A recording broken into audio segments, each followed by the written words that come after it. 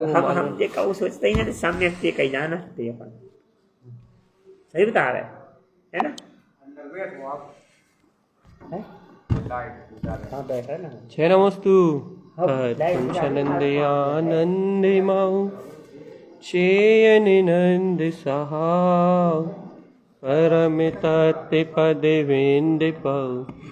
नमियो सिद्ध स्वभाव गुरुवेश गुपति रुई गुपति न्यालि सहका तारणी तरणि समर्थ मुनि गुरु संसार निवास धम्म जुतौ जिनवरहि अर्थति अर्थ है जो भय विनाशी भविजो मुन्हा ममल ज्ञान परिलो देव को गुरु को धर्म को साक्षी को वरमान नमस्कारो ओंकार वेदांत शुद्धात्म तत्वं प्रेमामि नित्यं तत्त्वार्थ सार्धं ज्ञानमयं साम्यिकदर्शनत्वं सम्यक् चरणं चैतन्यरूपम् बोलिए शह शमे शुद्धात्म देव की जय हो जय हो जय हो। आचार्य प्रवर सदगुरुवर तारण तरणमंडलाचार्य जी महाराज की जय हो जय हो जय। सर्वज्ञ जनेन्द्र परमात्मा की अमृतमय शुद्ध जिन देशना की जय हो जय हो जय। ये अपना एक विषय चल रहा है और उस विषय की सिद्धि के अनुरूप अपने ज्ञान में अपने ही स्वसमय तत्व का श्रद्धान अपने स्वसमय तत्व का विश्वास बढ़ाने के लिए अपनी चर्चा का क्रम चल रहा भैया कि मैं शुद्ध गायक चेतना ही हूँ, मैं शुद्ध गायक आत्मा ही हूँ और यह आत्मा यह गायक तत्व भगवान आत्मा ये समस्त समस्त समस्त विचारों से परे है, समस्त नयों से परे है, संपूर्णतः समस्त प्रकार के विकल्पों से परे है, तभी तो वो गायक है। अब यहाँ एक प्रश्न उठता है कि भैया वो आत्मा समस्त नयों से परे है, समस्त विकल्पों से परे है, संपूर्ण अवस्थाओं से परे है, तो भैया जब वो समस्त नयों से परे है, समस्त विकल्पों से परे है, समस्त अवस्थाओं से परे है, तो जब वो समस्त संपूर्ण सारे प्रपंच से परे है, तो कहने लगे भगवान आत्मा उसको ग्रहण करने के लिए फिर इन नयों का आश्रय, इस भाषा वर्णा का आश्रय, ये बुद्धि की समझ का आश्रय, तत्व चर्चा का आश्रय, कहने लगे ये सारी क्रियाएं क्यों, जब वो नए अतीत है,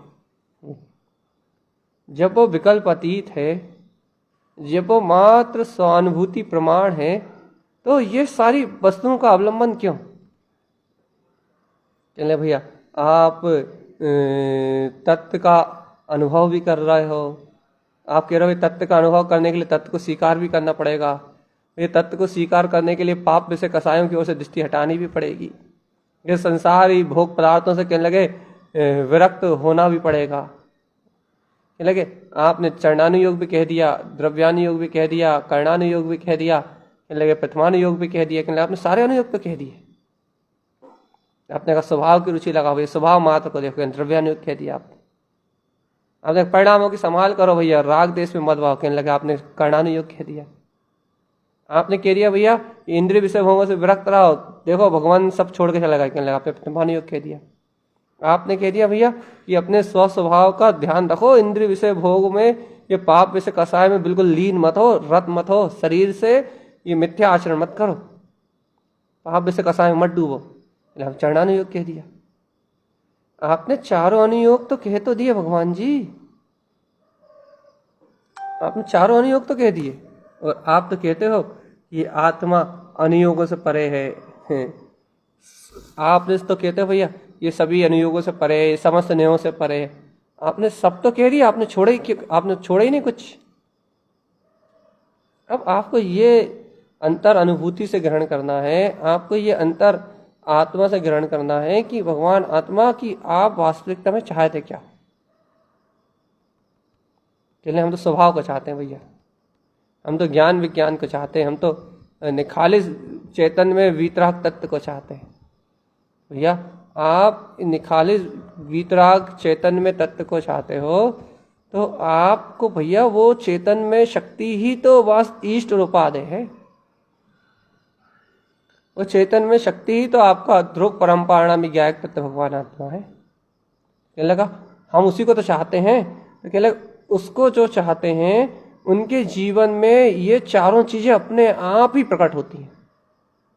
ये बात है, खास बात ये है कि जो उस ध्रुव वीतराग तत्व को चाहते हैं, इसलिए देखो देखो बहुत अच्छी गंभीर चर्चा है।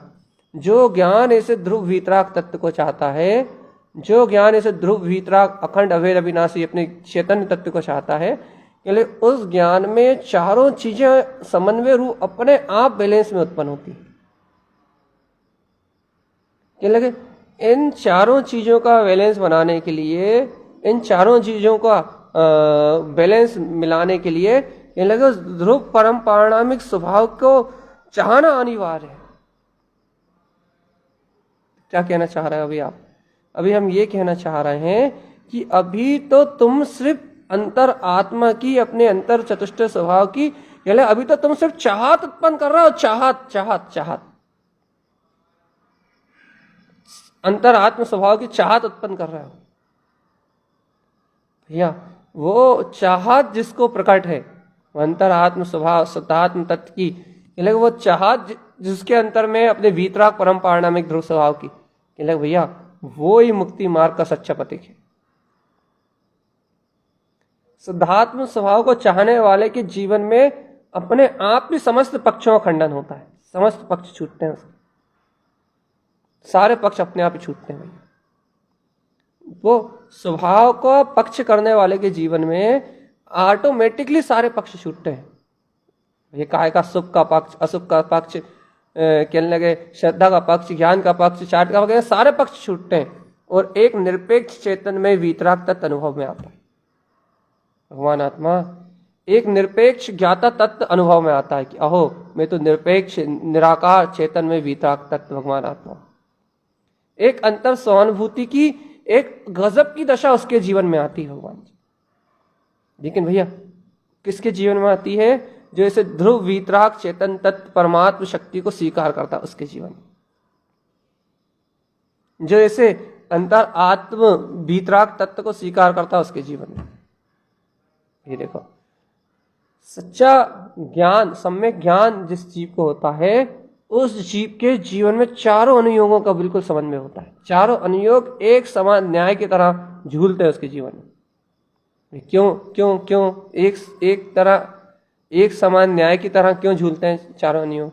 वो चारों अनुयोग न्याय की तरह इसलिए झूलते हैं क्योंकि उसके जीवन में शुद्धात्म अनुभूति रूप सम्यक्त की उपलब्धि हो गई है।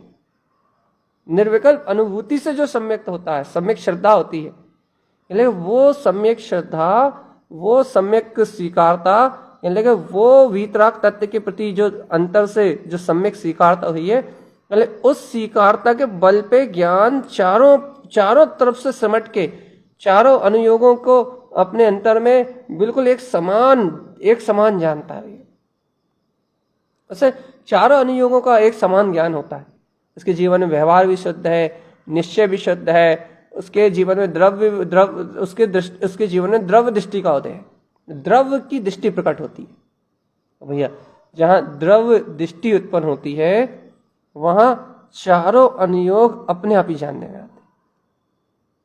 लेकिन भैया अपन यहाँ क्या कहना चाह रहे हैं, अपन क्या चाह रहे हैं, अपन क्या ग्रहण करना चाहते हैं? अपन इस पल इस क्षण भैया ये ग्रहण करना चाहते हैं, ये पीना चाहते हैं कि मैं वीतराग तत्व, मैं चैतन्य तत्व, मैं ज्ञायक तत्व, मैं शुद्ध चैतन्य तत्व, मैं वो ज्ञाता तत्व मात्र ही हूं, शुद्ध तत्व मात्र ही हूं। इस सत्य को पीना अपने को भी अंतर आत्मा से, अंतर हृदय से अभी अपने को इस ज्ञाता में वीतराग तत्व को ही पीना है। क्यों भगवान जी, इसको ही क्यों पीना है? इसको इसलिए पीना है कि अनंतानंत काल से भ्रमण करते हुए इस जीव को आज तक ये शक्ति है, ऐसी शक्ति स्वीकारता में ही नहीं आई। पहले जीव को अपने अंतर में जीव नाम की चेतन में शक्ति स्वीकार तो हो, तब तो मोक्ष मार्ग की साधना करें। और कैसी स्वीकार हो, कैसी स्वीकार हो, कैसी स्वीकार हो, ये जीव मात्र शक्ति कैसी स्वीकार हो? कहने लगे ऐसी ढुलमुल ज्ञान की नीति में स्वीकार ना हो। ढुलमुल ज्ञान की नीति में स्वीकार ना हो।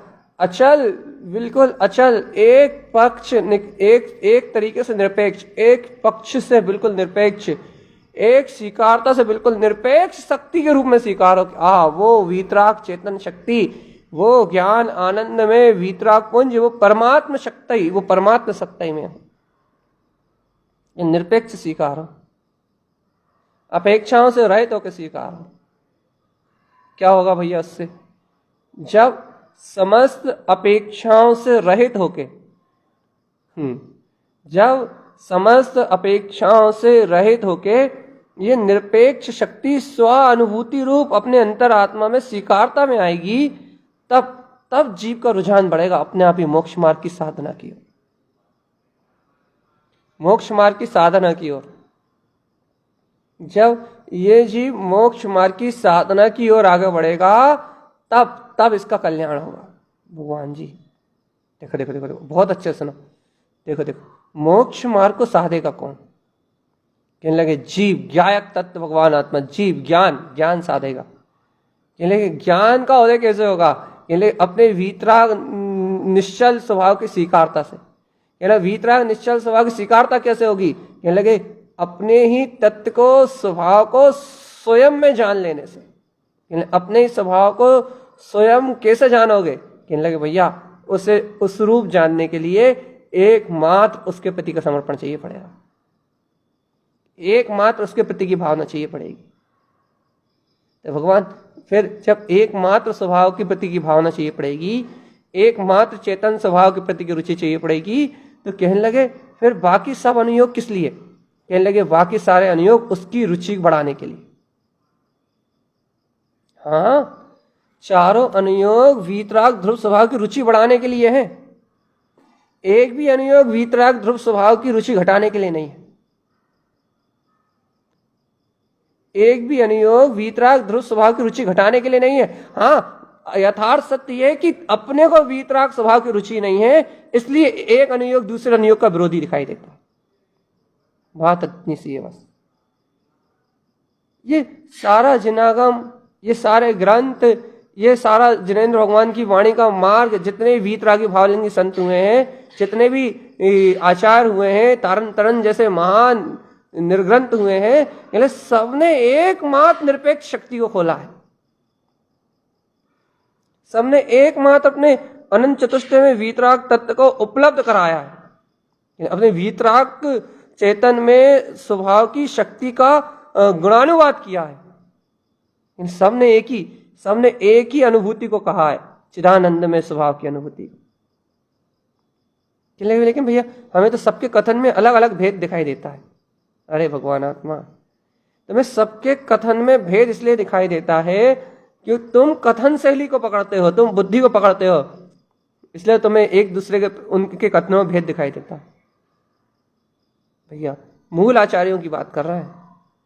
तुम्हें उनके कथनों में भेद इसलिए दिखाई देता है क्योंकि तुम उनकी कथन शैली को पकड़ते हो, तुम वीतराग तत्व भगवान आत्मा को नहीं पकड़ते ना भगवान।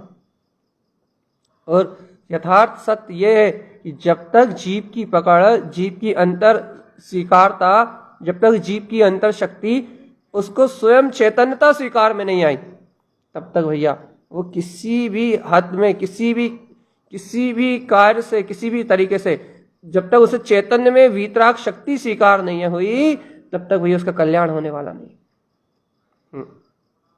भगवान आत्मा, आत्मा की अचल श्रद्धा, जो श्रद्धा हिले ना, आत्मा की अटल निष्ठा, जो निष्ठा बदले ना, नहीं बदलती। आत्मा की निष्ठा होने के बाद, आत्मा की अचल स्वीकारता होने के बाद वो स्वीकारता नहीं पलटती, वो निष्ठा नहीं पलटती भैया। जब वो निष्ठा नहीं पलटती, जब वो स्वीकारता नहीं पलटती, तो भगवान जी ये निष्ठा और ये स्वीकारता ही पूर्ण मोक्ष मार्ग है ना? लगे नहीं भैया, हाँ ये निष्ठा ये स्वीकारता पूर्ण मोक्ष मार्ग कहलाएगा आपका, लेकिन कब? जब आप उस स्वभाव को वो जैसा है वैसे ही पकड़ोगे। पकड़ोगे मतलब भैया, जब आपको वो निर्विकल्प स्वभाव जैसा है वैसा अनुभव में आएगा।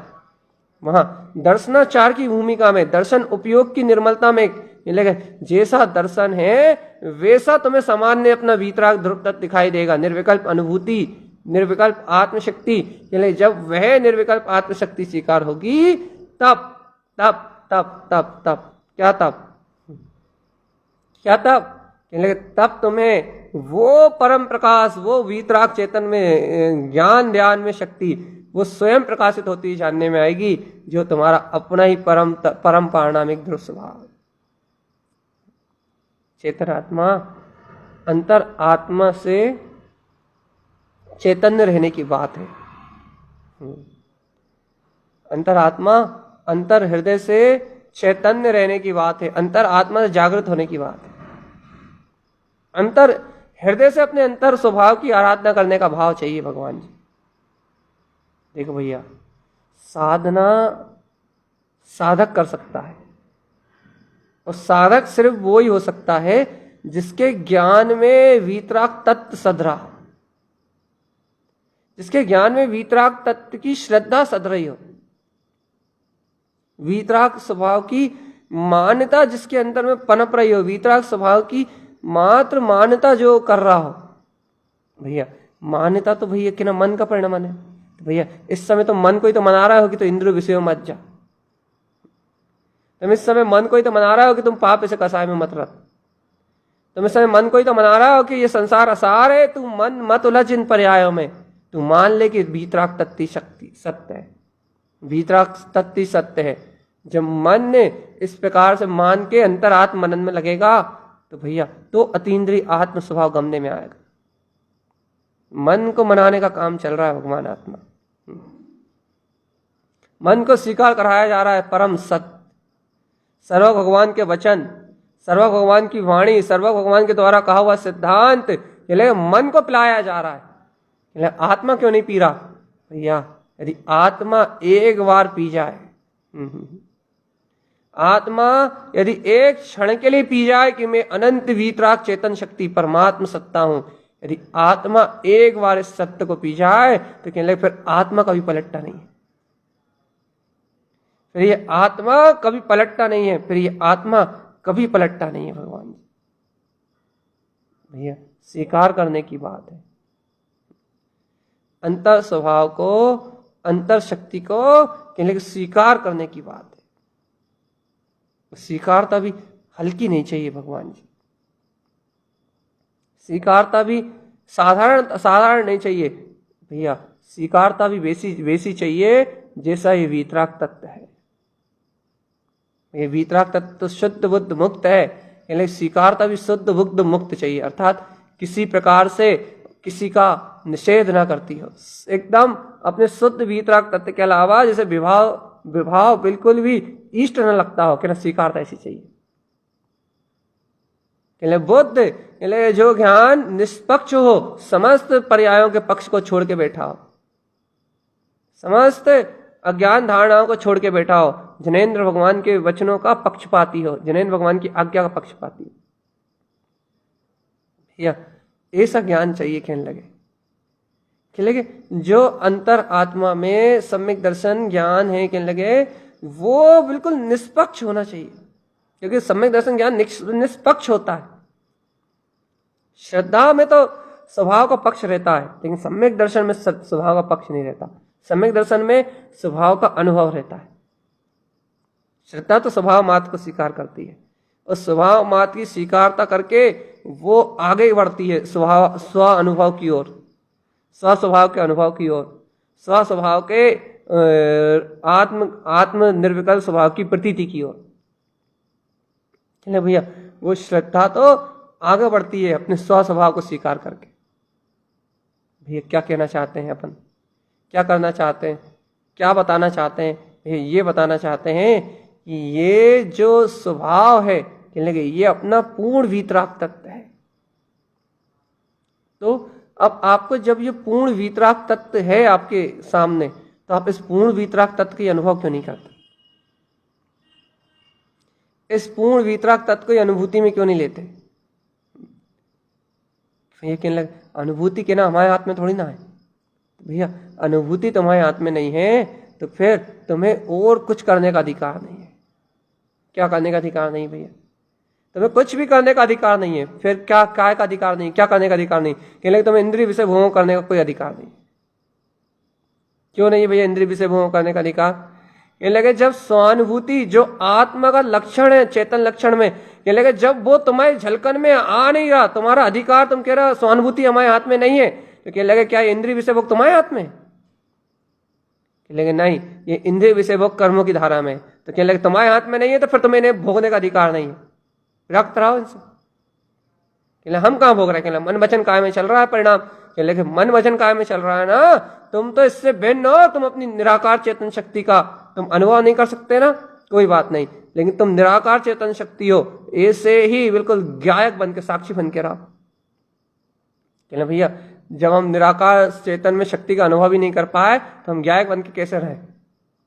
क्योंकि बिना जुड़े काम ही नहीं चलेगा। कहने लगे क्यों नहीं चलेगा? कहने लगे इंद्रिय विषय भोग चलेंगे तो कहने जुड़ान तो हो गई भैया।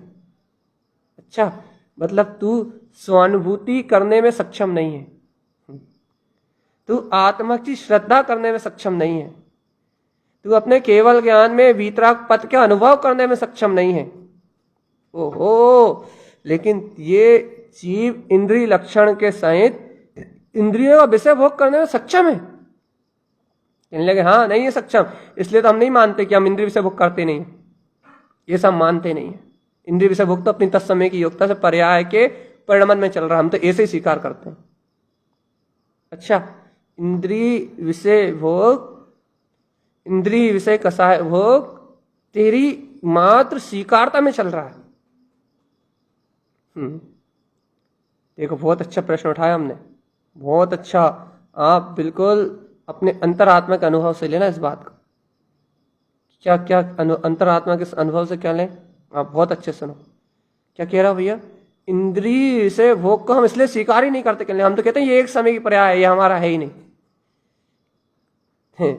ये हमारा है ही नहीं, इनसे हमारा कोई संबंध नहीं है। कहने लगे जुड़े तो उसमें ही रहते, कहने वो जुड़ान भी तत्समय की योग्यता चल रहा है, कहने उससे भी मेरा कोई संबंध नहीं।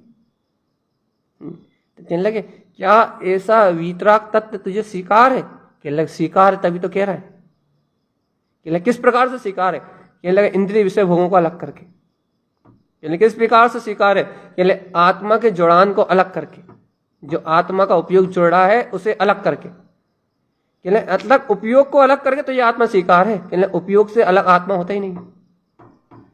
सुनो भगवान जी, ये बहुत गुण विषय है, इस विषय को ग्रहण करने में पसीने आ जाएंगे, पूरे श्रद्धान के सारे भूत उतर जाएंगे। कहने लगे तुझे वो त्रिकाली भगवान आत्मा जो शुद्धम प्रकाशम शुद्धात्म तत्वम समस्त संकल्प विकल्प मुक्तम, जो निर्विकल्प चेतन अनुभूति में वीतराग परम स्वभाव है, कहने लगे उसके अनुभव करने की तेरे में सामर्थ्य नहीं, तू ये कह रहा है। ठीक है कोई बात नहीं। अब फिर क्या बात चल रही? इंद्रिय विषय भोगों की। तो क्या कह रहा भैया? वो इंद्रिय विषय भोग जो परिणमन में चल रहे हैं, कहने लगे वो भी मुझसे भिन्न है।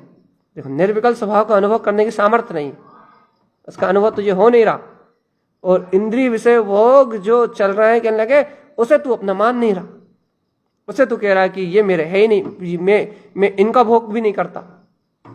तो तू निर्विकल्प स्वभाव का भोग भी नहीं कर, उसकी अनुभूति को प्रकट नहीं कर सकता, तो इंद्रिय विषय का भोग नहीं कर सकता, तो तू कौन है? कह लेगा मैं तो वो परम शुद्ध त्रिकाल ज्ञायक चेतन में शक्ति हूं, जिसका इस एक समय की निर्विकल्प अनुभूति से भी कोई संबंध नहीं है। वो कहने लगे इन इंद्रिय विषयों और कसाय पाप से भी कोई संबंध नहीं। यानी क्या कर रहा है तुम ऐसा कह के, ऐसा कह के हम अपने आत्म स्वभाव की निष्ठा को बढ़ा रहे हैं। ठीक है, निष्ठा बढ़ा रहा है तो कोई बात नहीं, यदि तुम ऐसा कह के स्वभाव की निष्ठा में दृढ़ हो रहे हो, अपने ज्ञायक तत्व भगवान आत्मा की निष्ठा में दृढ़ हो रहा हो, तो कहना कोई बात नहीं। लेकिन एक बात सुनो, तुम जब कह रहे हो कि मैं निर्विकल्प स्वभाव के अनुभव करने की ताकत नहीं रखता, वो अपनी तत्समय की योग्यता से है। जब तुम कह रहे हो कि वे क्या बोलते हैं, इन पर्याय परिणमन, इन इंद्रिय विषय भोगों से बिल्कुल विरक्त हूं, कहने लगे इन ये भोगने वाला भी मैं नहीं हूं। जब तुम ये कह रहे हो कि मैं तो त्रिकाल शुद्ध ध्यायक निरावरण चेतन शक्ति हूं, जिसमें कोई पर्याय नहीं है, कोई परिणमन नहीं है, कोई कुछ भी नहीं है, तो कहने लगे तुम अपने आप को सबसे अलग कर रहे हो। काय से? कहने लगे तुम सभी चीज से अलग कर रहे हो। काय से? कहने लगे तुम अपने सम्यक दर्शन ज्ञान चारित्र रूप स्वभाव के जो मोक्ष मार्ग है, कहने लगे उससे भी अलग कर रहे हो। और जो कहने लगे संसार रूप जन्म मरण का मार्ग, कहने लगे उससे भी अलग कर रहे हो। हाँ, कहने लगे हम दोनों को अलग कर रहे हैं। और इन दोनों को अलग करके तुम कह रहे हो कि मैं ध्रुव त्रिकाली मात्र हूं। कहने लगे हाँ बिल्कुल, हम मोक्ष मार्ग को भी अलग करके कह रहे हैं, और कहने लगे संसार मार्ग को भी अलग करके कह रहे हैं। कहने हम बिल्कुल निरपेक्ष होकर कह रहे हैं कि हम ध्रुव त्रिकाली हैं। सही बताओ? कहने लगे हाँ। कहने लगे एक काम करो, जब तुम मोक्ष मार्ग को भी अलग कर रहे हो और संसार मार्ग को भी अलग कर रहे हो, तो कहने लगे अभी तुम परिपूर्ण हो। कहने लगे हाँ। कहने लगे एक काम करो, अब तुम्हें कोई भी अधिकार नहीं है। काहे का अधिकार नहीं? कहने लगे पहले तो तुम्हें सम्यक दर्शन ज्ञान चारित्र की निर्विकल्प अनुभूति नहीं हो रही थी, तुम उसके अधिकार नहीं कह रहे थे। कहने लगे अब तो तुम्हें संसार में रहने का भी अधिकार नहीं है। क्यों अधिकार नहीं है इस संसार में भी रहने का? क्योंकि अब तुम संसार इंद्रिय विषय भोगता नहीं हो, तो तुम्हें यहां रहने का अधिकार भी नहीं है। और यहां रहने का अधिकार भी तो छोड़ो, यहां होने वाली जो भी घटनाएं घटने वाली हैं, कहने लगे काय की, कहना वैराग्य की, विरक्ति की, कहना सम्यक दर्शन की, सम्यक ज्ञान की, सम्यक चारित्र की, कहना उन सब पे भी तुम्हारा अधिकार नहीं है। कहने लगे हाँ हम तो मानते हैं उन पे भी हमारा अधिकार नहीं है। क्यों नहीं है? कहने लगे वो भी एक एक समय की पर्याय अपनी तत्समय की योग्यता से आएगी। वो भी स्वतंत्र। कहने लगे हाँ भैया इन सब पे भी हमारा कोई अधिकार नहीं है। मतलब ये सारी पर्याय अवस्थाओं में तुम्हारा अभी कोई अधिकार नहीं है? कहने लगे हाँ कोई अधिकार नहीं है, बिल्कुल भी अधिकार नहीं है। कहने लगे एक रंश मात्र भी कोई अधिकार नहीं है। कहने लगे भैया वो साधना, जो साधक की जो साधना, कहने लगे उस वो साधना तुम्हारे जीवन में कभी नहीं आएगी, आएगी ही नहीं। क्यों नहीं आएगी भैया? क्यों कह रहा आप ऐसा? इसलिए नहीं आएगी कि साधक की साधना इस पॉइंट को लेके आएगी जब ज्ञान में सम्यक ज्ञान रूप चारों अनुयोगों का समन्वय बनेगा, तब आएगी। कहने लगे आप तो सारे अनुयोगों से पार सिर्फ निरुनिश्चय शक्ति की बात कर रहे हैं। अब आपको आपके जीवन में कभी भी मोक्ष मार्ग की साधना नहीं आएगी, तत्वार्थ की साधना नहीं आएगी। कहने लगे हाँ हम साधना को भी अलग करके कह रहे हैं, हमें साधना भी नहीं करना, कहना हम तो सिद्ध ही हैं। कहने लगे बस फिर जो तुम कह रहे हो, कह रहे आप इसमें दृढ़ रहो। इसमें दृढ़ मतलब अब तुम सब चीजें नकार के ही बैठे हुए हो, एकमात्र काली गायक तत्वमात्र का पक्ष करके बैठे हुए हो, और एकमात्र तुमने सभी पर्यायों को एक खाते में डाल के नकार दिया है कि नहीं ये सब कुछ अपनी योग्यता से आएगा। जब तुम एकमात्र काली मात्र की शक्ति को लेके बैठे हो, त्रिकाली मात्र की शक्ति को लेके चलना चाहते हो, तो कहना फिर आराम से बैठे रहना। कहने लगे क्यों आराम से बैठे रहना? कहने लगे इतने आराम से बैठे रहना कि अब ये जितने भी उपद्रव हो रहा है उनमें कुछ बोलना मत। क्या तुम सम्यक दर्शन की चर्चा ही मत करना कभी। कहने लगे क्यों? क्योंकि अधिकार नहीं तुम्हें। तुम सम्यक ज्ञान की बात मत कहना कभी। क्यों? क्योंकि तुम्हें अधिकार नहीं है। तुम कभी वैराग की और ये संयम की बात मत करना। कहना क्यों? क्योंकि तुम्हें अधिकार नहीं है। क्यों अधिकार नहीं? क्योंकि जहां ये चर्चा होती, कहने लगे तुम उसे तो बिल्कुल अलग करके बैठे हो ना। जहां वैराग होता है, जहां संयम होता है, जहां दर्शन होता है, जहां ज्ञान होता है, कहने लगे तुम उस सबको तो अलग करके बैठे हो ना। तो अब तुम्हें इन सब में रत होने का, इन सब में चरण करने का कोई अधिकार नहीं है। क्यों अधिकार नहीं है? कहले ये तो अपनी योग्यता से प्रकट होगी ना, हमें इनसे कोई बैर विरोध थोड़ी ना। कहले हाँ इनसे कोई बैर मत रखो, इनसे कोई विरोध मत रखो, ये अपनी योग्यता से प्रकट होगी तो कहना होने दो, नहीं हो रही तो भी मत होने दो। अब इसमें तुम्हें अच्छा बुरा लगने का कोई अधिकार नहीं, इनमें तुम्हें इष्ट अनिष्ट भेदन होने का कोई अधिकार नहीं,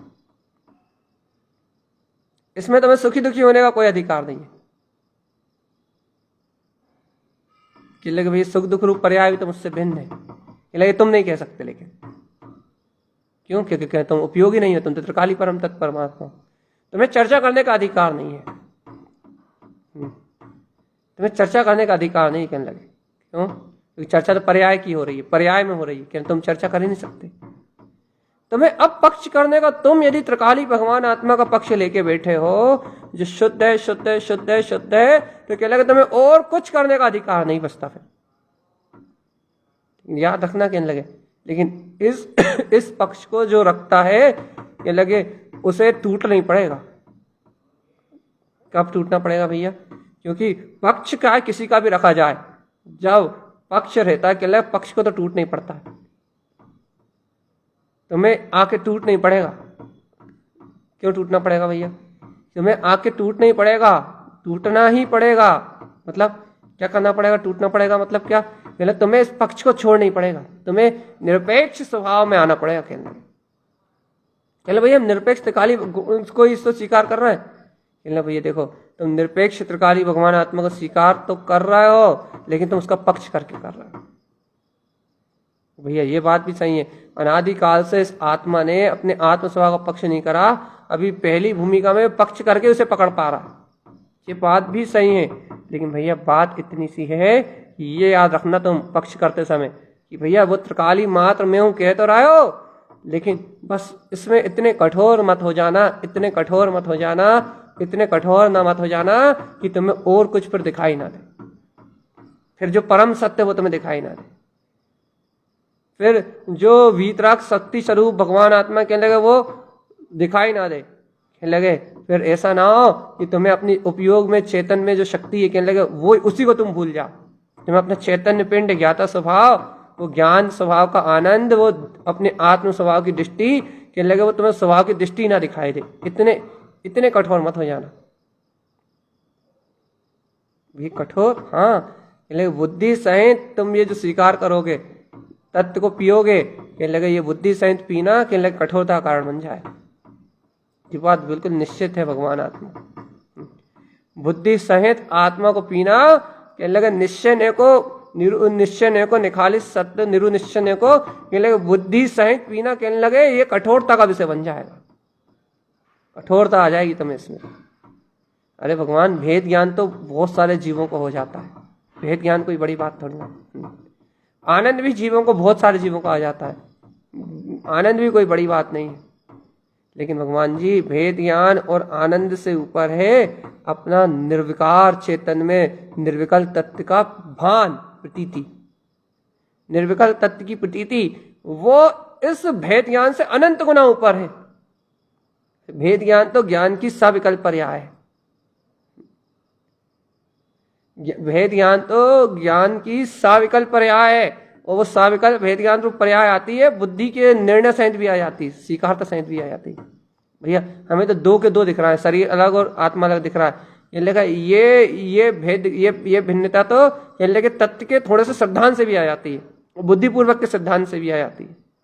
ये निर्विकल्प स्वभाव के अनुभूति से आई हुई चीज थोड़ी ना है। निर्विकल्प तत्व के अनुभव से आई हुई चीज कैसी है?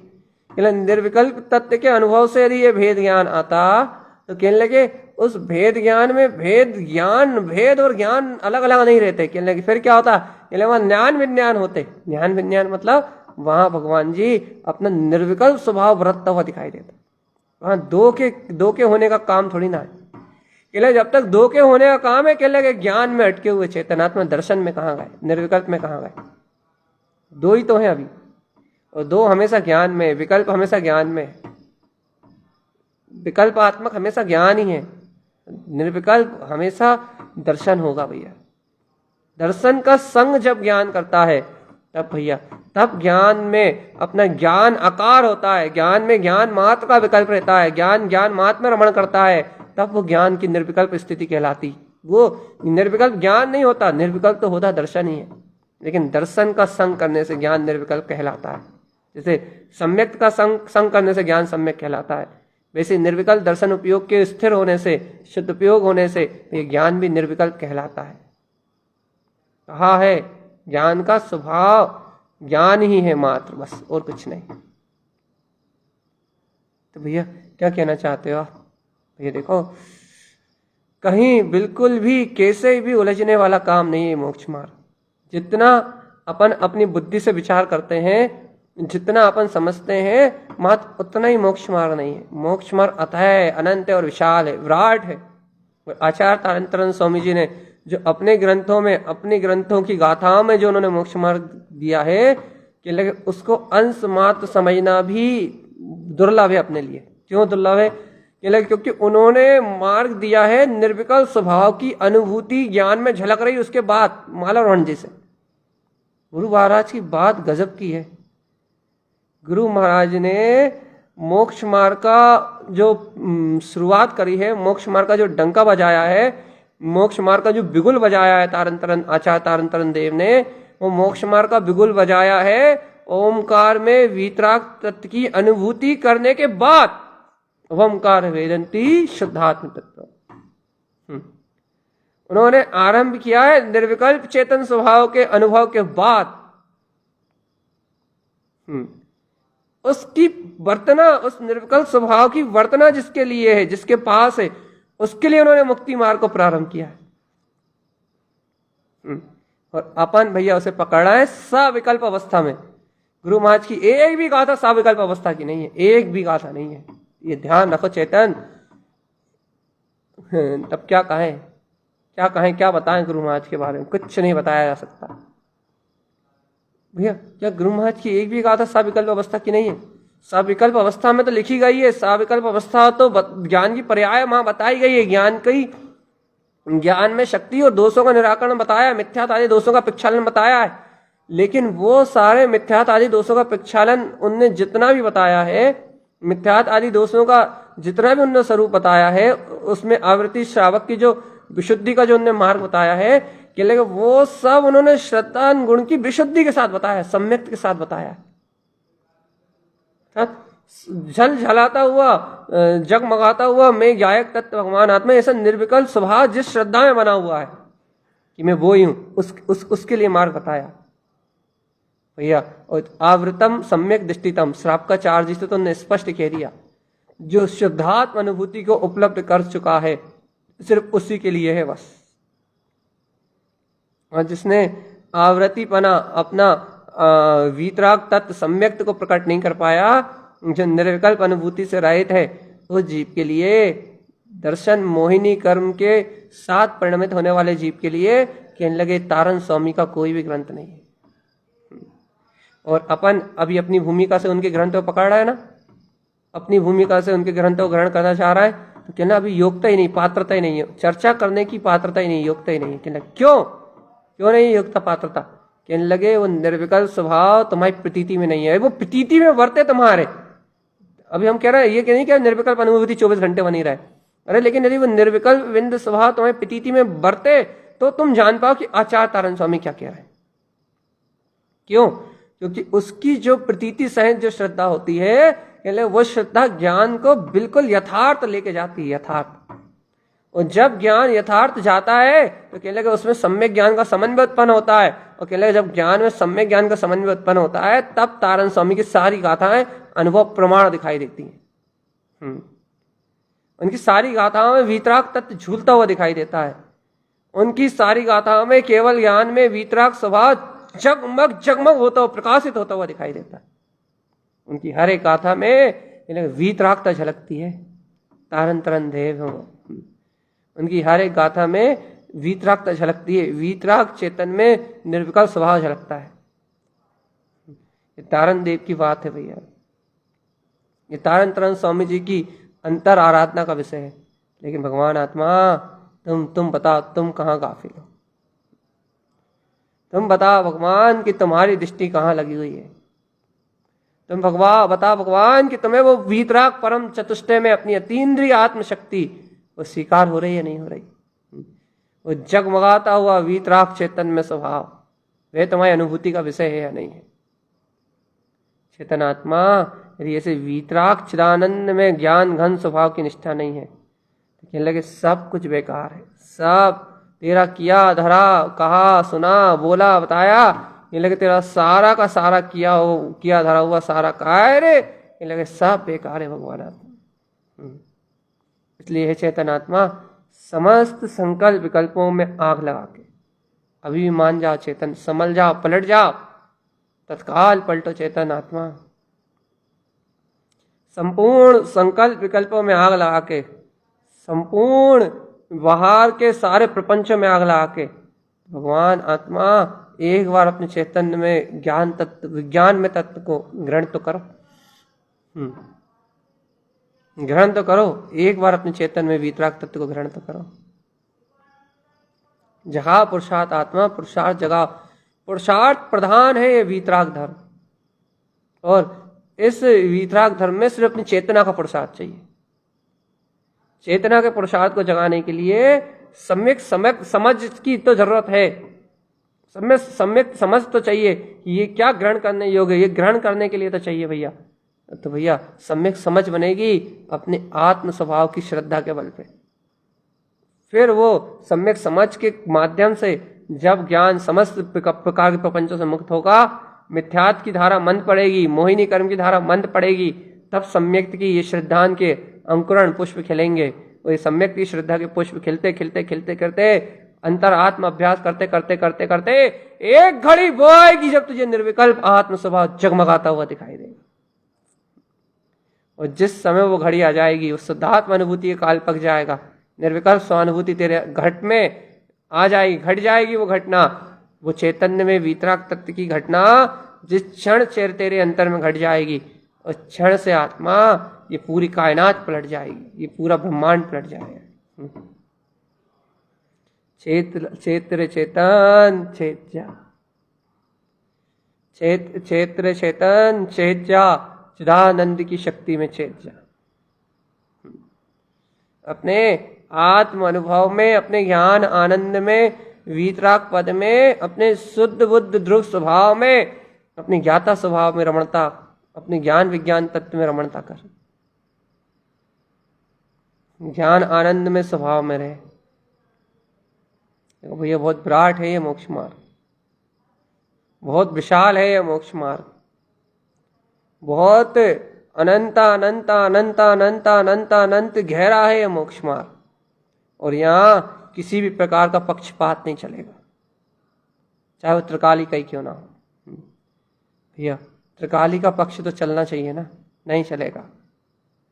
साधना में नहीं चलेगा, हाँ श्रद्धा में चलेगा। श्रद्धा और साधना में बहुत अंतर है। साधना में नहीं चलेगा, श्रद्धा में चलेगा। श्रद्धा, जब तक आपको श्रद्धा भरपूर नहीं है तब तक आपको सारे पक्ष स्वीकार है। हमने श्रद्धा में कभी पक्ष को नकारा नहीं है। क्यों? क्योंकि श्रद्धा आपकी अभी निर्विकल्प अनुभूति से रहित है। निर्विकल्प अनुभूति से रहित जो श्रद्धा है, लेकिन उसमें कोई भी वो उसमें त्रिकाली का पक्ष, जिन भगवान के वचनों का पक्ष चाहिए। लेकिन भैया जिन भगवान के वचनों का पक्ष, त्रिकाली के पक्ष से अपने वीतराग स्वभाव को पकड़ना चाहिए, लेकिन उस पक्ष में कठोर होना नहीं चाहिए, ये याद रखना। वीतराग भगवंतों का पक्ष होना, उनके वचनों का पक्ष होना बात अलग है। ध्रुव वीतराग तत्व का पक्ष होना बात अलग है, लेकिन उस पक्ष में अकड़ना नहीं चाहिए भैया। अकड़, उस पक्ष की अकड़, उस पक्ष की पकड़, अकड़, ये तुम्हें तुम्हारे सम्यक ज्ञान से बहुत दूर ले जाएगी, बहुत दूर ले जाएगी। तुम सोचो कि स्वरूप का पक्ष करते करते सम्यक ज्ञान होगा, तो नहीं होगा, क्योंकि निर्विकल्प अनुभूति के बिना सम्यक ज्ञान होगा भी नहीं। और जब निर्विकल्प अनुभव होगा, निर्विकल्प अनुभूति वर्तेगी, निर्विकल्प अनुभूति की स्थिरता बढ़ेगी, तब सम्यक दर्शन सहित सम्यक ज्ञान होता ही है। इसे कहते हैं कि सम्यक दर्शन सहित सम्यक ज्ञान होता ही है। ये कथन कब लागू होता है? जब जीव को अपना निर्विकल्प स्वभाव का अनुभव हो जाता है और छूटे ना वो निर्विकल्प स्वभाव की अनुभूति, मतलब एक समय का निर्विकल्प अनुभूति होकर छूट जाए, तो सम्यक ज्ञान नहीं होता, तो सम्यक ज्ञानी नहीं हो सकता साधक। वो निर्विकल्प अनुभूति होने के बाद उसको वो निर्विकल्प अनुभव प्रमाण रूप में प्रतीति बना रहा है, तो सम्यक ज्ञान प्रकट होता भी। तो चारों अनुयोग नए सब समन्वय एक साथ बनते हैं। और भाई जब तक वो निर्विकल्प अनुभूति नहीं हुई, सावधान, जब तक वो निर्विकल्प अनुभूति नहीं हुई तब तक तुम एड़ी चोटी का जोड़ लगा लो, सम्यक ज्ञान 3 काल में प्रकट होने वाला नहीं। और वो अनुभूति जब प्रतीति रूप ज्ञान में वृत्ति है, अरे चेतन आत्मा गजब, तब वो अति से होता है जो अति से सम्यक ज्ञान कहलाता है। भगवान आत्मा, इसलिए अहंकार करने के लिए ये मोक्ष मार्ग नहीं है। अनुभव करने के लिए भगवान, किसी भी पक्ष में मरोगे चेतन तो कल्याण नहीं कर पाओगे, याद रखना। जब तक श्रद्धा नहीं हुई, जब तक त्रिकाली का ज्वर पकड़ लो, कोई बात नहीं। लेकिन जहां श्रद्धान गर्भ में आने लगे, वहां त्रिकाली का पक्ष भी छोड़ देना चेतन आत्मा। त्रिकाली का पक्ष छोड़ देना, त्रिकाली को मत छोड़ना, बस बुद्धि को छोड़ देना, पकड़ को छोड़ देना, लेकिन अपने परम पारणामी को मत छोड़ना। भैया अभी श्रद्धा पक्की नहीं हुई तो कहना भैया जो करना करो, वीतराग तत्व को ग्रहण करने के लिए तुम्हें जो कुछ करना पड़े करो, लेकिन याद रखना तुम कहीं करता पने में कहीं किसी ऐसी विराधना को मत कर बैठना जिस विराधना के कारण से तुम्हें तुम्हारा स्वभाव ही न प्राप्त ना हो। कौन सी प्रार्थना? चरणाने योग की, करणाने योग की, किसी आचार्य की, किसी ग्रंथ की, जिन शासन की, कहने लगे इस कर्तव्य के बोध में कहले किसी की प्रार्थना मत कर बैठना, किसी के पक्ष में कहले किसी दूसरे को नकार के मत बैठ जाना, बस इतना बार अपराध मत करना। क्यों? कहने लगे यदि ऐसा कोई अपराध हुआ अंतर से बुद्धिपूर्वक तो कहने लगे उस अपराध का फल भोगना तुम्हारी आत्मा को ही पड़ेगा चेतना। इसलिए किसी की विराधना ना करना, आराधना के मार्ग में आगे चलते जाओ। सम्यक दर्शन, ज्ञान, चारित्र, तप, ये सब आराधना करने के विषय हैं। आराधना के मार्ग में आगे बढ़ो और इतने सहज होके आगे बढ़ो, इतने सरल होके आगे बढ़ो, इतने कोमल होके आगे बढ़ो कि अपने ध्रुव वीतराग प्रकाशवान चेतन ज्योति शक्ति के अलावा तुम्हें और कुछ पकड़ में ही ना आए। ये पकड़ कह रहे हैं, पकड़ मतलब दृष्टि होती है, याद रखना। पकड़ मतलब मान्यता नहीं होती, मान्यता पकड़ नहीं होती। भगवान आत्मा बहुत बड़ा खतरनाक भेद है, इस भेद को अनुभव से जान सकते हो, नहीं तो नहीं जान सकते। पकड़ मतलब मान्यता नहीं होती। मान्यता जीव को एक श्रद्धा की भूमिका में परिपक्व करने वाली वस्तु है, मन को आत्मनन में लगाने वाली वस्तु है, और दृष्टि जीव को वीतरागता को ग्रहण कराने वाली वस्तु है। दृष्टि बहुत ऊपर की लेवल की चीज है, मान्यता बहुत हल्की चीज है, बहुत हल्की। ये स्वभाव मात्र को मान लिया, ये मान लिया शब्द कहा जा रहा है, यहां ज्ञान ने उसको धारण कर लिया वाली बात कहो। आप जिसे मान्यता समझते हो ना, वो मन की है। वो जो ज्ञान की मान्यता होती है, ज्ञान की जो अपनी स्वयं की स्वीकारता होती है, उसे मानना वो धारण करना कहलाता। धारण कर लिया। वो मानने में, वो धारण करने में बहुत अंतर है। जब ज्ञान मान जाता ना, ज्ञान की मान्यता कब कहलाएगी? जब ज्ञान वास्तव में ज्ञान मान जाएगा, तो फिर ज्ञान उस एक समय के लिए बस निर्विकल्प स्वभाव से, अनुभव से रहित नहीं होगा, उस समय ज्ञान की मान्यता कहलाएगी। मान्यता स्वीकारता से बहुत ऊपर की चीज है। आप श्रद्धा से जो मान्यता लेते हो वो मन का परिणाम, ज्ञान से जो मान्यता का परिणाम होता है, ज्ञान के मान्य रूप, अपन मान्यता सिर्फ शब्द है, वो मन वाली मान्यता नहीं है। जो ज्ञान से मान्य रूप परिणाम होता है, कहने लगे वो तब होता है जब निर्विकल्प अनुभूति से वो ज्ञान संयुक्त हो। और यदि विकल्प सहित मान रहा है कि हाँ मैं ध्रुवी हूं, तो ज्ञान मान थोड़ी रहा है, तो फिर वो तो ज्ञान अपना ज्ञान बोल के ना, वहां तो ज्ञान है ही नहीं। फिर वहां तो श्रद्धा बोल रही है बस। और श्रद्धा कौन सी? कहने लगे बुद्धि वाली श्रद्धा बोल रही कि मैं हूं।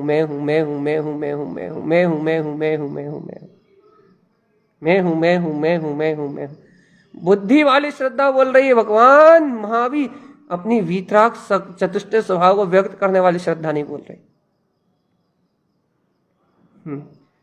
वो बुद्धि वाली श्रद्धा बोल रही है।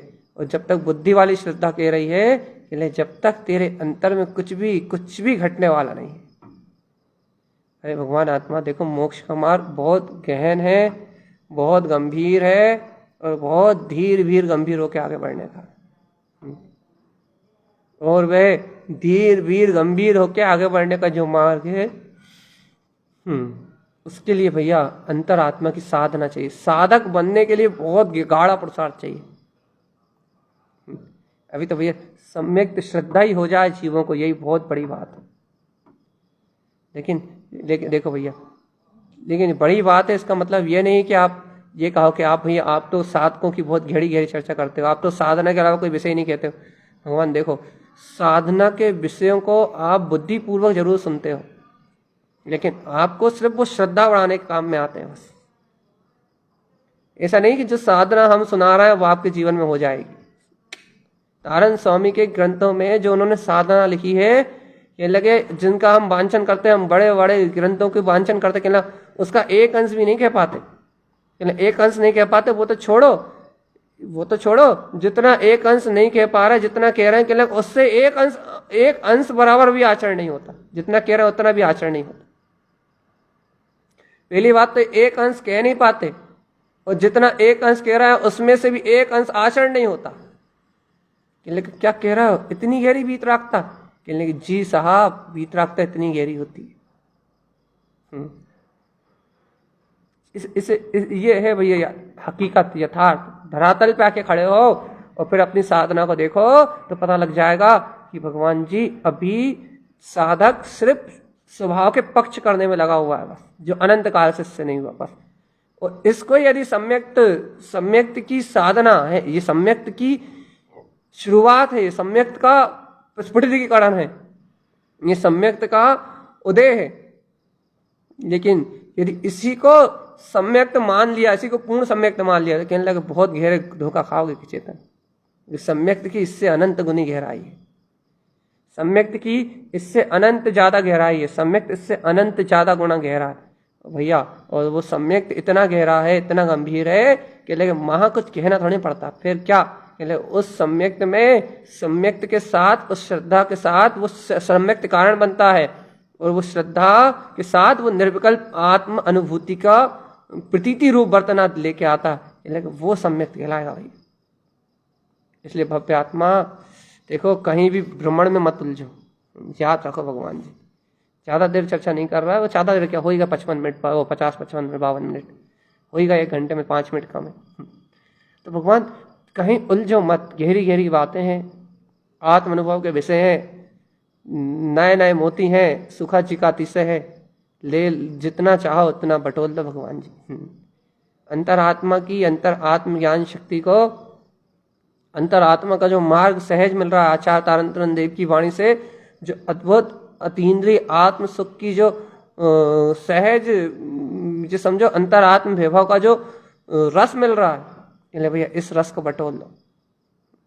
क्यों बटोलने भैया? क्योंकि यदि इस रस को बटोरोगे तो ये रस इकट्ठा होते सम्यक्त के संस्कार भी बाहर से बाहर के लिए अनुभूति में कभी कारण बन जाए, कभी प्रयोग लब्धि, करण लब्धि को उत्पन्न करने में निमित्त बन जाए। भाई देखो, बात तो इतनी ही है कि स्वभाव का विश्वास करके आगे चलना है। बात तो बिल्कुल इतनी ही है कि मैं शुद्ध वीतराग चेतन में शकता हूं, इस वीतराग स्वभाव को अपनी दृष्टि में सामने रख के ही आगे बढ़ना है, इसके अलावा और कोई मार्ग नहीं। बात तो इतनी है, बात तो इतनी ही है कि आपको अपने त्रिकाली भगवान आत्मा को सिरमौर करके चलना है। लेकिन भैया उसे सिरमौर करते समय,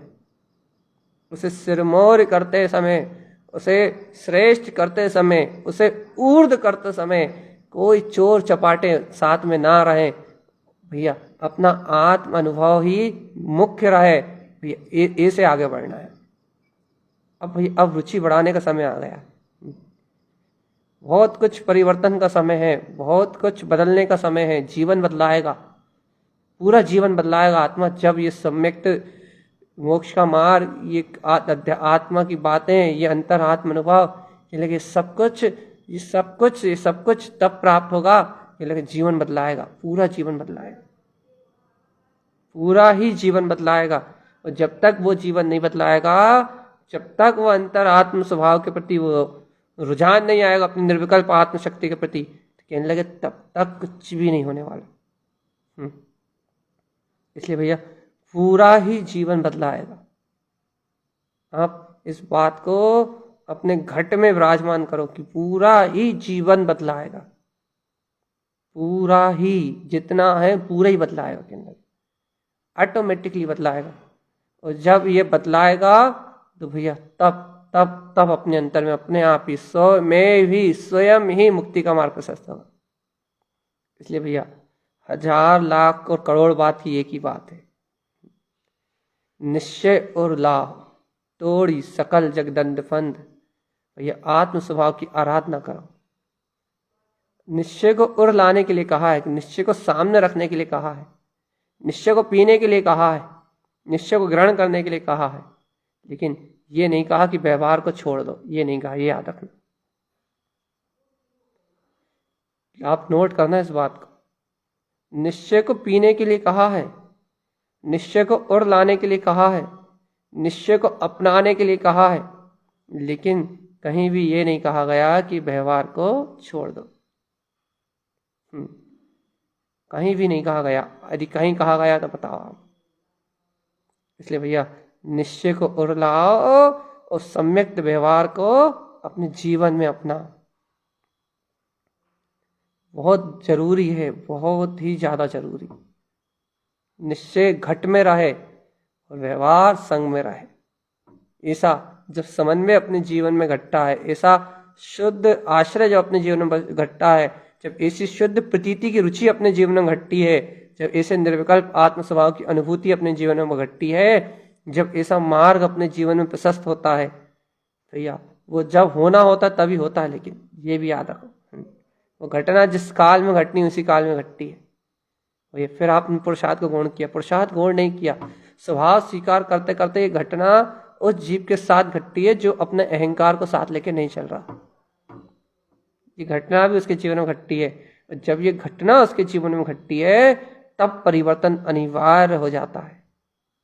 और गुरु महाराज ने कहा ये भैया बाकी तो सब मजबूरी है, आत्म स्वभाव की आराधना करना जरूरी है।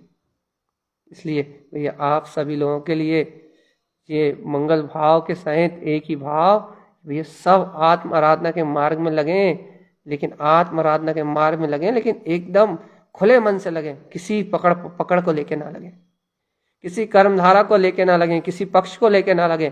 वह जीवन में कुछ बुराइयां हैं तो उन बुराइयों को भी बिल्कुल गौण कर दें कि नहीं है हमारे जीवन में, उनको भी पकड़ के ना बैठे, किसी भी प्रकार की पकड़ को पकड़े ना रहें। समस्त पकड़ को एक साथ छोड़ के और सिर्फ एक अंतरात्म स्वभाव, सिर्फ एक अंतर्ज्ञायक स्वभाव की ओर रुचि लगाएं। उसकी रुचि से सारे काम बनते हैं, उसी की रुचि से सारे निमित्त मिलते हैं, उसी की रुचि से सारे संयोग बनते हैं, उसी की रुचि से सारी की सारी जितनी भी चीजें हैं उसकी रुचि से सब प्रकट हो जाती हैं। इसलिए भगवान चारों अनुयोग, सारे नए, सारी की सारी व्यवस्थाएं सब कुछ बन जाएंगी अपने आप।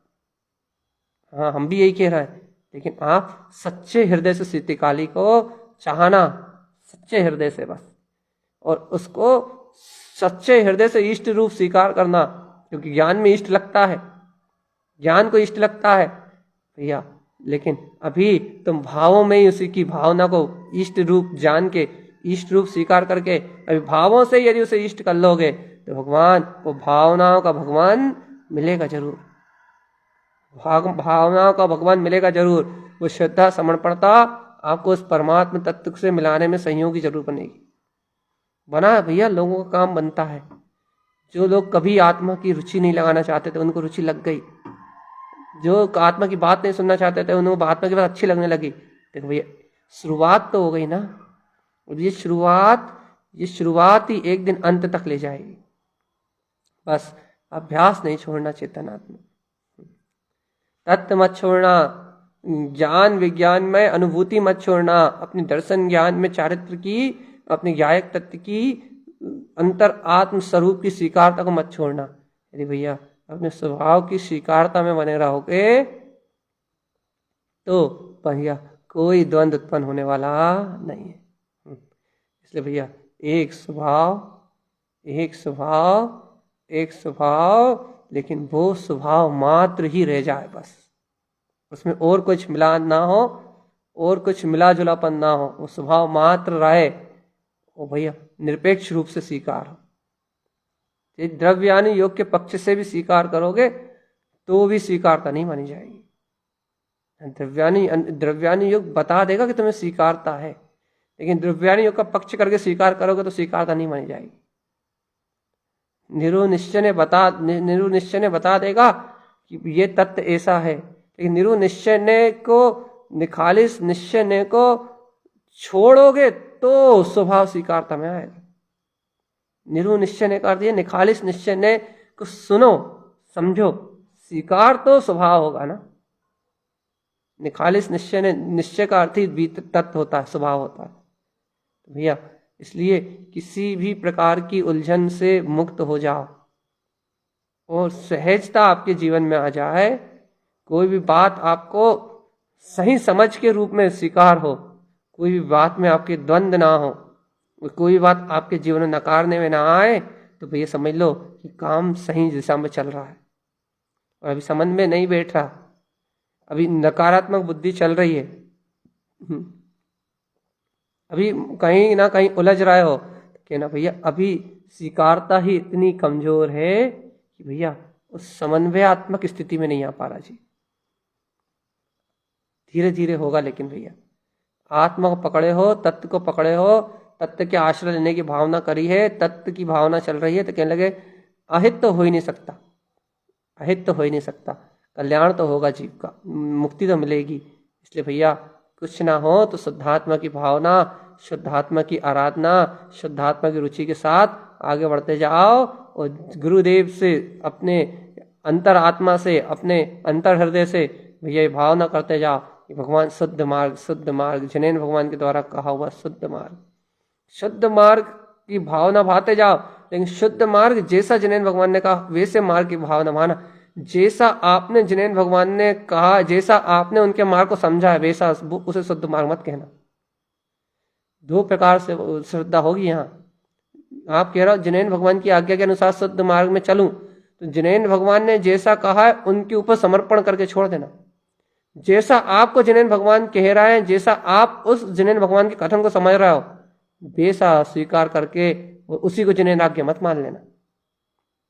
मां अपनी किसी बात पे मोहर मत लगाना, ये याद रखना। जब अपनी किसी भी बात का मोहर ना लगा के मात्र जब जिनेन्द्र भगवान की आज्ञा में समर्पित हो रहा हो, तो फिर बस उनके ऊपर छोड़ देना समर्पण करके कि जो आपकी आज्ञा बस वही। अध्ययन करना, चिंतन करना, गुरुदेव के ग्रंथों का मंथन करना, अपने आप ही वो अनुभव पकड़ में आएगा। और जब वो अनुभव पकड़ में आएगा तो मुक्ति की प्राप्ति स्वयं हो जाएगी।